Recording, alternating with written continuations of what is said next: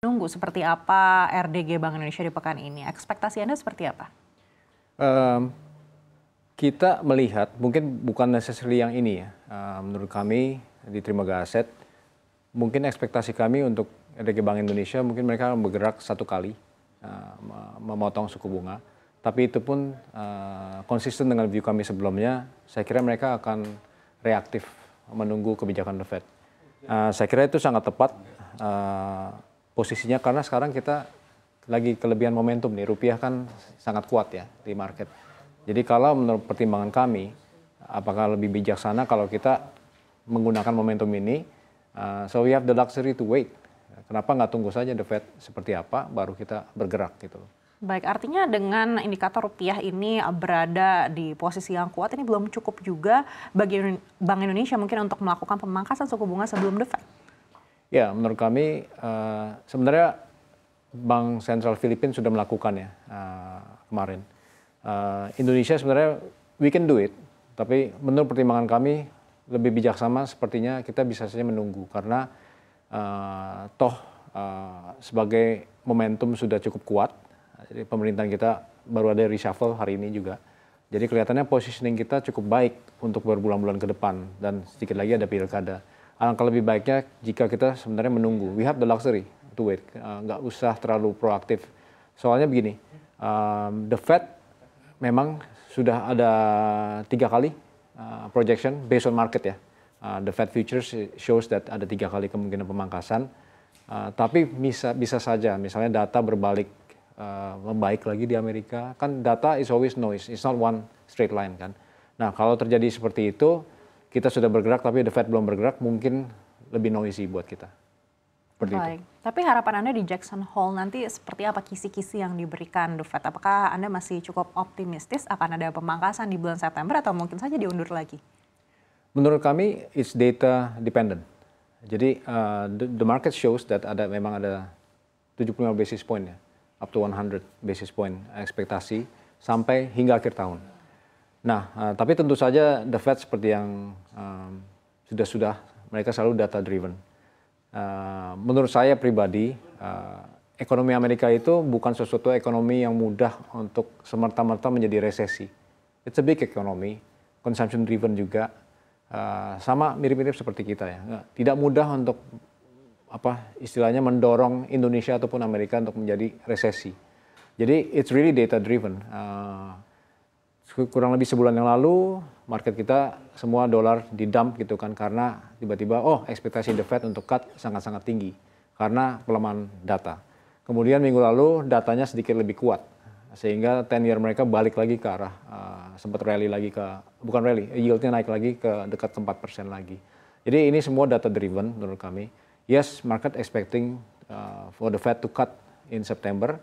Tapi kalau datanya tiba-tiba ada penguatan lagi, terutama di awal September kita akan non-farm payroll lagi, bisa saja ekspektasi ini terkat lagi. Kita sering lihat kan sejak awal tahun, sejak kita berbincang di meja ini, sudah cukup sering tahun ini ya, selalu ekspektasi market itu swing. Right? Kadang-kadang cutnya agresif, kemudian tidak jadi gitu kan, selalu seperti itu menurut kami. Baik, tapi kalau kita melihat data inflasi Amerika Serikat yang terakhir ini kan sudah cukup melandai meskipun belum menyentuh target 2% begitu. Apakah menurut Anda ini sudah merupakan indikator kuat pemangkasan ini bisa saja terjadi di bulan September? Yes, menurut kami itu indikator yang cukup baik. Tentu saja kalau datanya terus konsisten, misalnya non-farm payroll nanti di awal September lemah lagi, mungkin itu signal yang cukup kuat ya buat The Fed Chairman untuk melakukan apa yang harus mereka lakukan, yaitu meng-cut suku bunga di September. Baik, artinya jika memang pemangkasan ini nyata adanya di bulan September, kapan Bank Indonesia menurut Anda sudah bisa melakukan pemangkasan suku bunga? Apakah langsung di bulan yang sama atau lebih baik juga menunggu dulu seperti yang tadi Bapak bilang kan kita punya ruang mungkin untuk bisa menunggu? Saya bukan central banker, tapi sebagai seorang investor di pasar, menurut saya lebih tepat kalau menunggu, because again we have the luxury. Kalau kita lakukan sekarang, seolah-olah kita panik. Kalau The Fed langsung bergerak, langsung kita juga cut, itu juga melakukan. Seorang central banker kan, you have to show that we are confident of our economy. Kita tidak perlu semerta-merta langsung ngikut-ngikutan orang gitu kan. We have the luxury to wait. lihat ekonomi kita arahnya seperti apa, pemerintahan baru seperti apa, and then you move. Menurut saya itu jauh lebih, instilling some confidence in the market. Baik, bicara confidence, Anda sendiri melihat investor sudah seperti apa tingkat confidence-nya terhadap perekonomian kita? Karena kalau kita lihat dari capital inflow yang ada di SBN hingga pertengahan Agustus ini sudah masuk hingga 17 triliun rupiah begitu. Apakah menurut Bapak ini artinya mungkin kita sudah kembali lagi dipertimbangkan dengan data-data fundamental ekonomi yang ada? Kita terakhir ngobrol berdua kan 2 bulan yang lalu tepat. Saya sempat mengingat pada saat itu IISG 6.800 kurang lebih ya.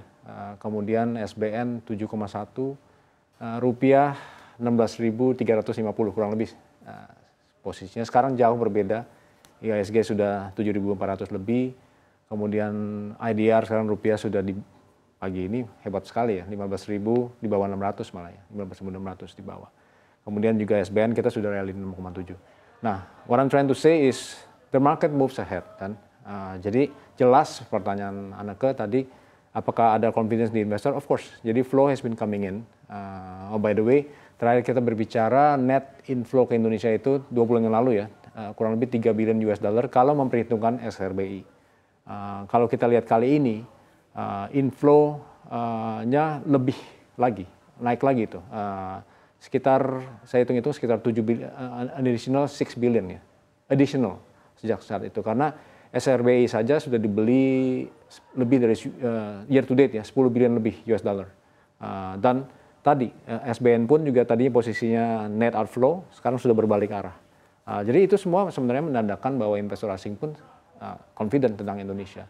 So kita sebagai investor domestik harusnya juga, masa orang asing yang confident kita enggak ya. Saya kira seperti itu.